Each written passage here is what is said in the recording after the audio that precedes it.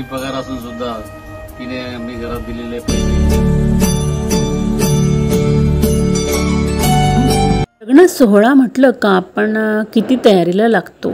तर आम्ही आमच्या आईवडिलांचा जो 50वा वाढदिवस आहे ना, तो कशा प्रकारे साजरा केलेला आहे। तर बघा खरेदी कशी केली, काय काय खरेदी केलेलं आहे, तसं पाहता साधारण 2-3 दिवसांचा हा पूर्ण व्हिडिओ आहे आणि पूर्ण व्हिडिओमध्ये तुम्हाला बघायला मिळेलच की आम्ही किती उत्साहाने हा दिवस साजरा केलेला आहे। तर नमस्कार, आपल्या चॅनलमध्ये सगळ्यांचे मनापासून खूप खूप स्वागत आहे।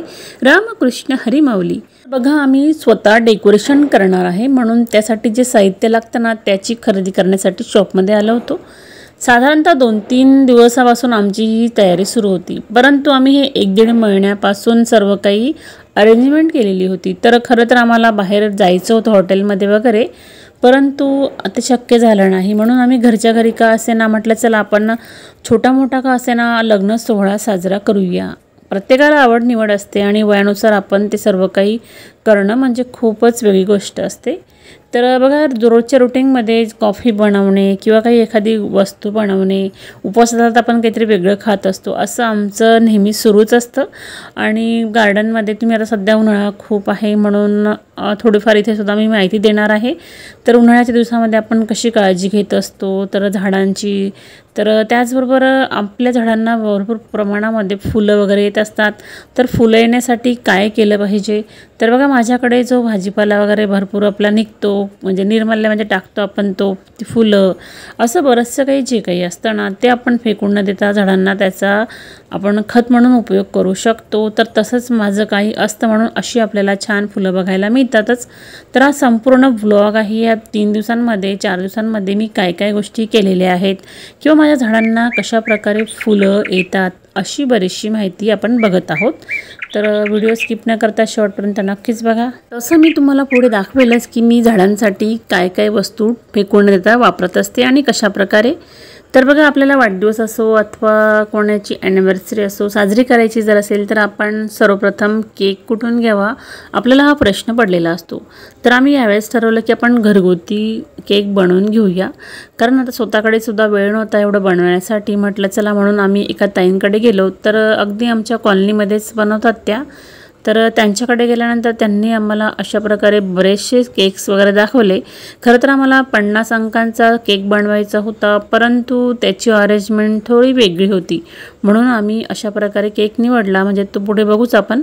त्याचबरोबर त्यांच्याकडे अशा प्रकारे भरपूर प्रमाणामध्ये मिठाई पण आहेत अवेलेबल, नानकटाई म्हणा किंवा बिस्किटं, त्याचबरोबर पाव वगैरे ब्रेड वगैरे असं सर्व काही ह्या ठिकाणी उपलब्ध होतात। आणि घरगुती असलं म्हणजे आपण आवर्जून ह्या गोष्टी खरेदी करत असतो। तर या ठिकाणी आम्ही तसंच बरंचसं काही खरेदी केलेलं आहे। पहिलं आमचं काम झालं ते म्हणजे केक बुकिंग करायचं आणि तो कसा हवा ते सांगितलं। त्याच्यानंतर आता मार्केटला जायचं होतं, ते म्हणजे कपड्यांची खरेदी करायची। लग्न सोहळा म्हटलं का कपडे आपण आवर्जून घेतो आणि किती म्हणजे तो वेगळाच दिवस असतो। तर तसाच आमचा आहे। आज आम्हाला खूप भारी वाटत होतं, तर अशा प्रकारे कार वगैरे पुसून झाली आणि आम्ही आता निघालेलो आहोत। तर निघताना म्हटलं चला बेलाला आता बघूया कशा प्रकारे पालवी फुटलेली आहे। चैत्र महिन्यामध्ये अशा प्रकारे पूर्ण पानगळी होते आणि छान अशी छोटी पानं यायला सुरुवात होते। तर आम्ही 4 बहिणी मिळून हा सोहळा साजरा करणार आहे, कारण भावाला काही कारणास्तव येऊ शकला नाही, म्हणून आम्ही म्हटलं चला आपणच करूया। तर बघा अशा प्रकारे आम्ही खरेदी करायला निघालेलो आहोत। तर म्हटलं चला सुरुवातीला आपण केक ऑर्डर केला, आता कपड्यांची खरेदी करायची आहे। तर बघा वडिलांसाठी कुर्ता घ्यायचा आणि आईला छान काठापदराची साडी।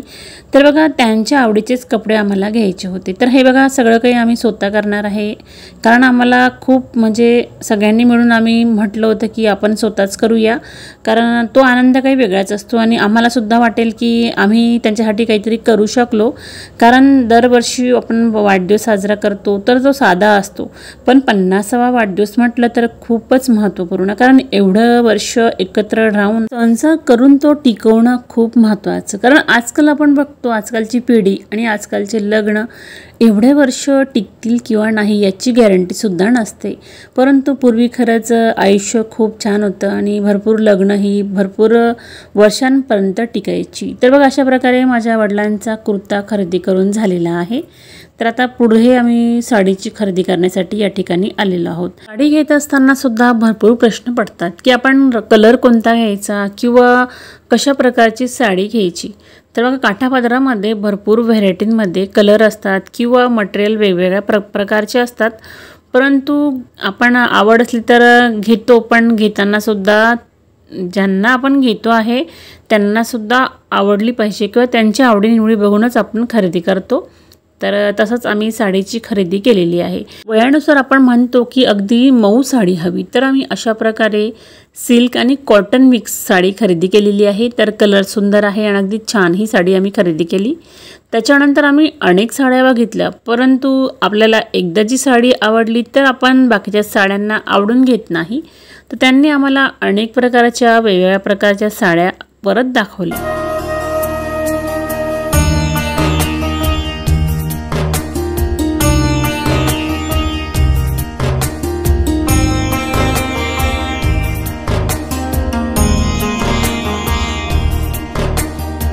अशा प्रकारे ड्रेस आणि साडीची खरेदी झाली। त्याच्यानंतर आता मी घरी निघालो। तर खरं तर दुपारीच येणार होतो, पण दुपारच्या वेळेस या एप्रिल आणि मे मध्ये फार उन्हाळा कडक असतो आणि शक्य होत नाही उन्हाळ्यामध्ये आपल्याला बाहेर पडणं। सायंकाळच्या वेळेस मी निघालो तर थोडं कुठेतरी बरं वाटतं। तर बघा जवळजवळ सायंकाळ म्हणजे अंधारच पडत आलेला होता आणि लाईट लागण्याची वेळ झालेली होती, परंतु आमची खरेदी इतकी सुंदर झाली नाही आणि मनासारखी झाली। बघा मनासारखी झाली तर कुठेतरी समाधान वाटतं। आणि बघा ही छोटी का खरेदी असेल ना, पण खूप भारी वाटत होतं।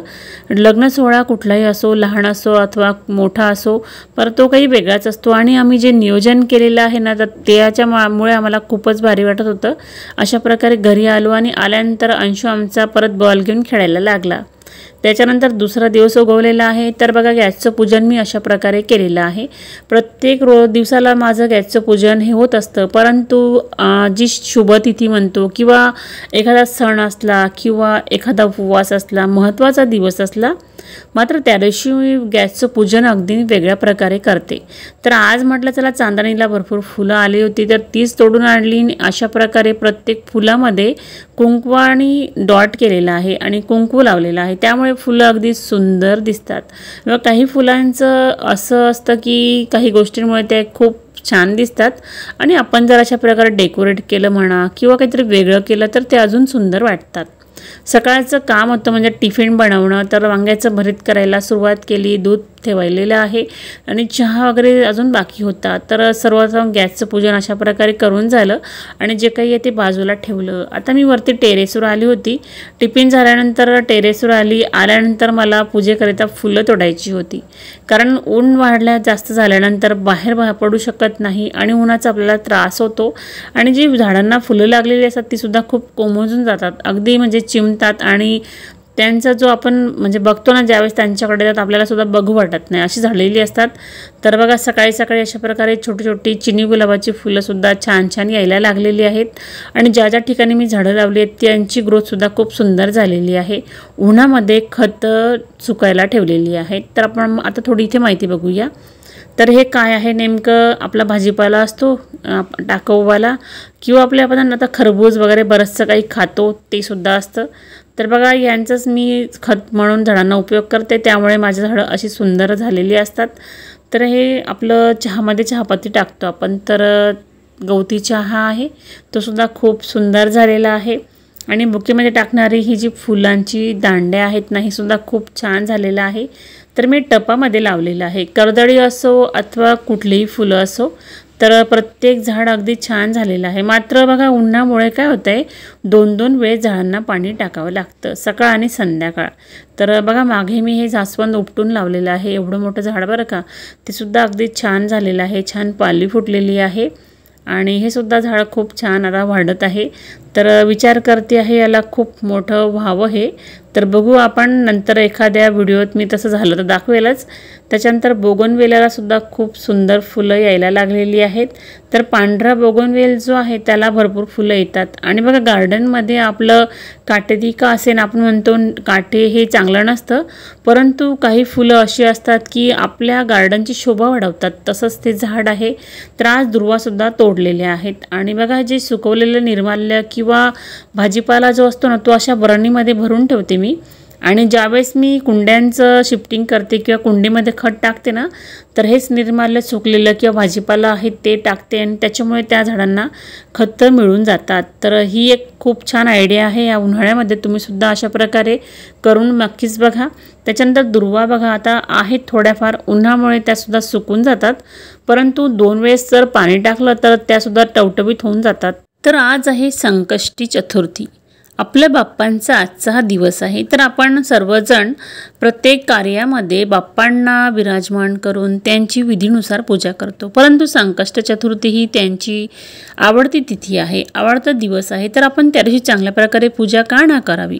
तर बघा मी अशा प्रकारे जास्वंदाला भरपूर फुलं आली होती, ती फुलंसुद्धा तोडून घेतली आणि काही शेवंतीची म्हणा किंवा झेंडूची, मोगऱ्याची अशी फुलंसुद्धा तोडली। त्याच्यानंतर पूजा करायची होती। तर पूजेमध्ये मी आज माहिती आहे का जास्वंदाच्या पानांचा वापर करणार आहे।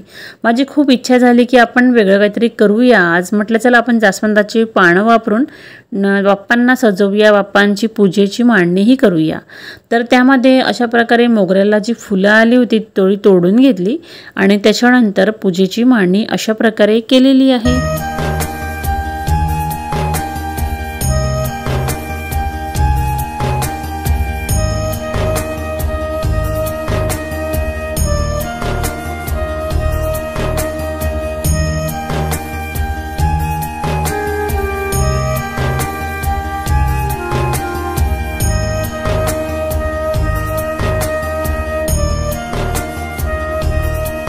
अशा प्रकारे बाप्पांचं पूजन या ठिकाणी झालं आणि आपली गौराई। तर चैत्र महिन्यामध्ये आपण पौर्णिमेच्या दिवसापासून गौराईचं पूजन करतो आणि ते साधारणतः अक्षय तृतीयेपर्यंत करायचं असतं। तर अशा प्रकारे ती मांडणी तर सुरूच असते रोजच्या रोज आणि आज झालं आहे संकष्ट चतुर्थी, म्हणून बाप्पांची विधीनुसार अशा प्रकारे पूजा केलेली आहे। त्यानंतर आज म्हटलं उपवास आहे, तर आपण फराळ काय करायचं बरं। तर म्हटलं आता उन्हाळ्यामध्ये सुद्धा भरपूर प्रकारचे वेगळ्या प्रकारची फळं उपलब्ध होतात। तर सर्व प्रकारची फळं अशा प्रकारे बारीक कट करून घेतली आणि त्याचाच आम्ही फराळ केलेला आहे। त्याच्यानंतर काय झालं, दुपारून भरपूर ऊन तर होतंच आणि त्याप्रमाणे कामसुद्धा अंगणामध्ये सुरू होतं। तर अशा प्रकारे आमच्या इथे रोडाचं काम परत सुरू झालेलं आहे। तर जे काही त्यांनी मागच्या वेळेस पाईपे टाकले तर माती टाकून दिली होती, तर ते परत काढले आणि अशा प्रकारे सिमेंट टाकलं, त्याच्यामध्ये काही वाळू वगैरे टाकली आणि तो रोड आहे तो सरळ छान केलेला आहे। आपल्याला आपली कामं तर भरपूर असतात, परंतु असं एखादं काम आपल्यासमोर येतं आणि त्याच्यात पण आपला थोडाफार वेळ जातो। तसंच माझं झालेलं आहे। आता वाढदिवस आहे म्हणून जायचं होतं आईकडे, तर वाढदिवसाची तयारी म्हणजे स्वयंपाकाची तयारी आम्हाला लवकर करायची होती, कारण सायंकाळच्या वेळेस आम्ही कार्यक्रम ठेवलेला होता आणि तो म्हणजे टेरेसवर। तर दिवसा फार ऊन असतं आणि घरामध्ये सुद्धा गरम फार होतं, म्हणून म्हटलं चला आपण टेरेसवरच ठेवूया। तर आल्यानंतर बघा अशा प्रकारे तयारी तर सुरू होती स्वयंपाकाची, त्यामध्ये गुलाबजामुन बनवण्याची तयारी सुरू होती आणि काही आम्ही थोडाफार इथे अशा प्रकारे फळं वगैरे सुद्धा खाल्लेली आहेत। तर दोन्ही कामं सुरू होती, स्वयंपाक आणि असं काही वेगवेगळं।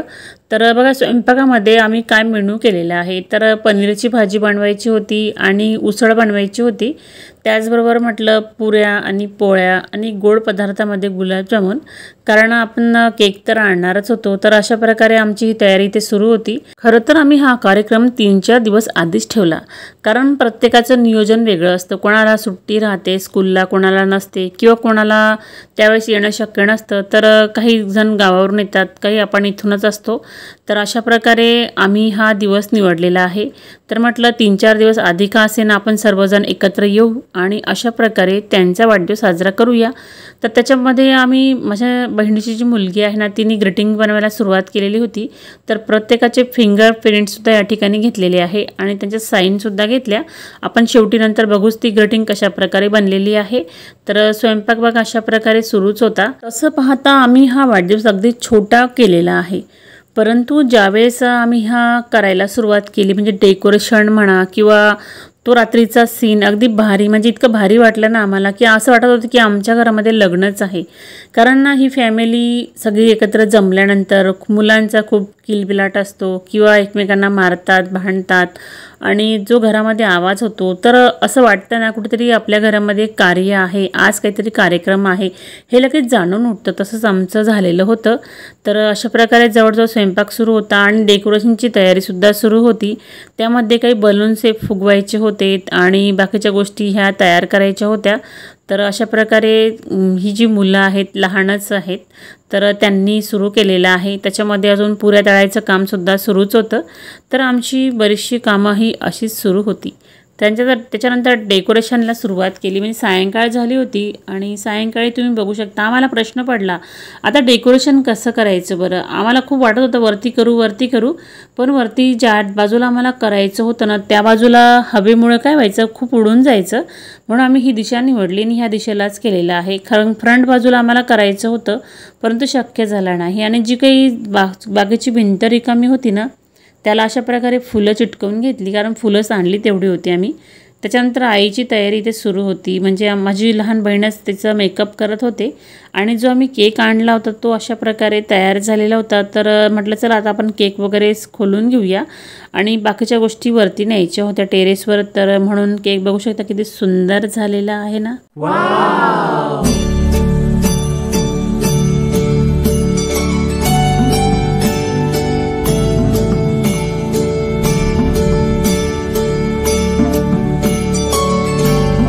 त्यानंतर आम्ही स्वागत कशा प्रकारे केलेलं आहे तर म्हटलं चला थोडक्यात का असेना आपण अशा प्रकारे फुलांचा वर्षाव करूया.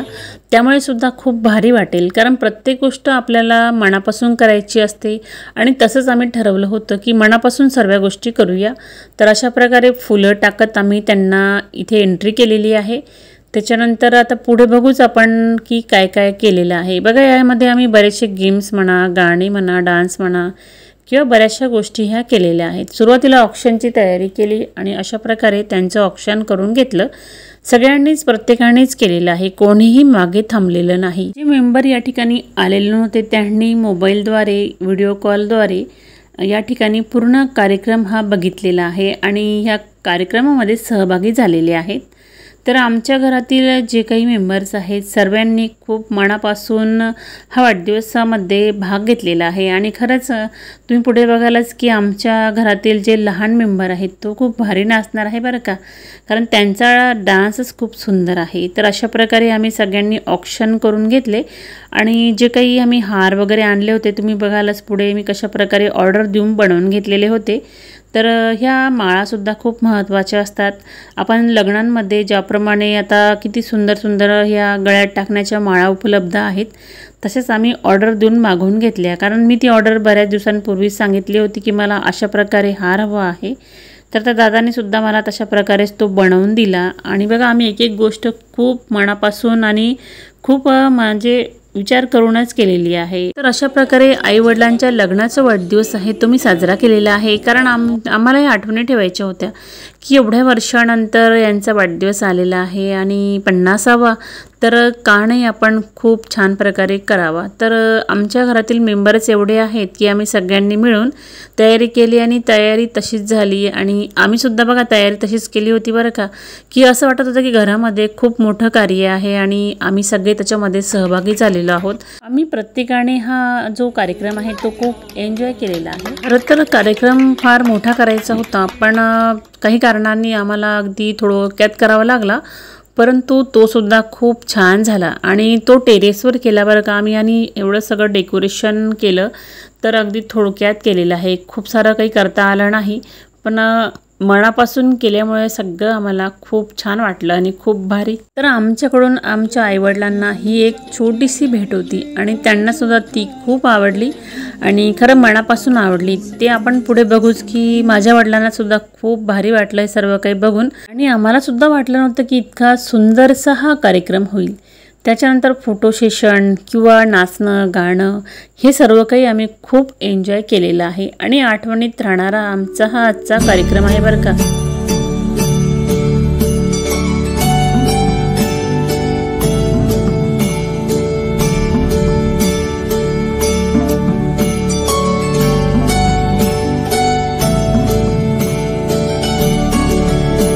कार्यक्रमामध्ये आम्ही ज्या लाइटिंग्स वगैरे लावल्या होत्या अगदी कमी प्रमाणात लावता आल्या आम्हाला.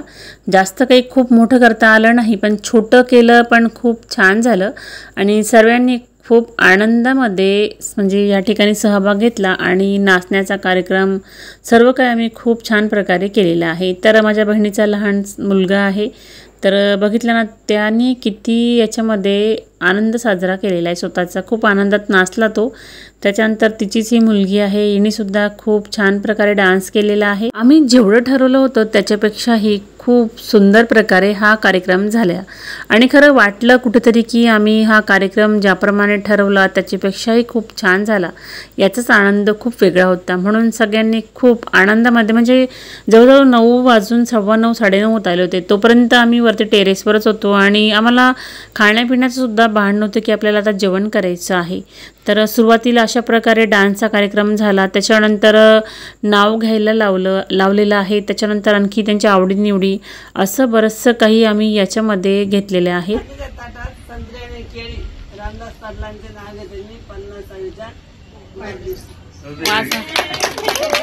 माझी मैत्रीची ताराबाई, माझी 50 वर्षांची.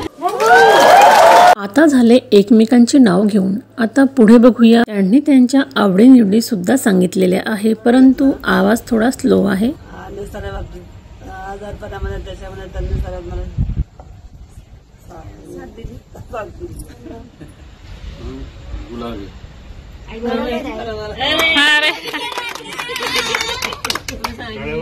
दादांचं फेवरेट फळ, आवडतं फळ,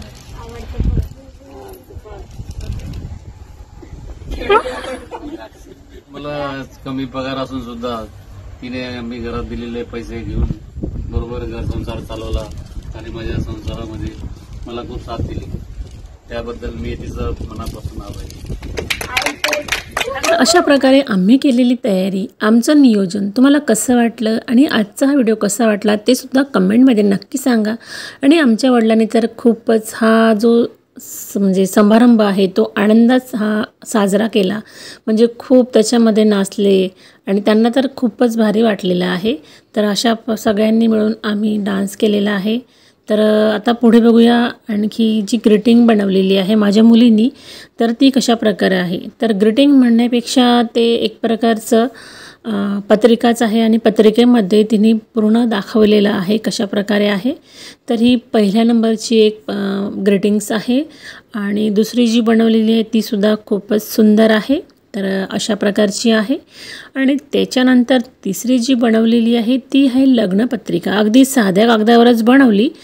तर अशा प्रकारे तिने कलरिंग केलं आणि त्याच्यावर ॲनिव्हर्सरीचं वगैरे तिने दादांचा जो फोटो आहे तो स्केच केला आणि इथे पूर्ण नावं वगैरे लिहिली. त्याच्यानंतर आमचे सगळ्यांचे फिंगर प्रिंट्स घेतलेले आहेत आणि आमचे साईन घेतल्या. अशा प्रकारची पत्रिका आहे. आणि आता चला जेवणाला.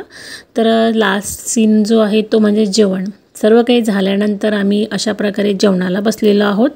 तर आजचा हा कार्यक्रम आमचा आठवणीत राहण्यासारखाच आहे. तर तुम्हाला आजचा हा व्हिडिओ कसा वाटला, आवडला असेल तर लाईक शेअर करा. आपण परत पुन्हा भेटू पुढच्या व्हिडिओमध्ये. तोपर्यंत धन्यवाद.